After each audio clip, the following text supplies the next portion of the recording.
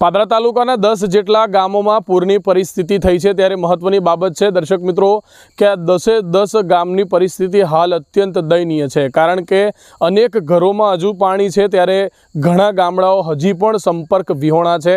ગામડાઓના રસ્તા જે છે તાલુકાને જોડતા શરૂ નથી થયા। ત્યારે આપણે અત્યારે છીએ પાદરા તાલુકાના કોટના ગામથી આગળ વધતા જે વાસણા ગામ સોખડા ગામ જે આવે છે વાસણા રેપ તરફથી, એ સોખડા રાદુ જે ગામ છે સોખડા ગામનો પણ સંપર્ક હાલ થઈ શકે તેવી પરિસ્થિતિ નથી। ઢાઢર નદી કહી શકાય કે અત્યારે બે કાંઠે વહી રહી છે અને તેનું રૌદ્ર સ્વરૂપ છે, કારણ કે અત્યારે અહીંયા આગળથી પસાર થવું અશક્ય છે।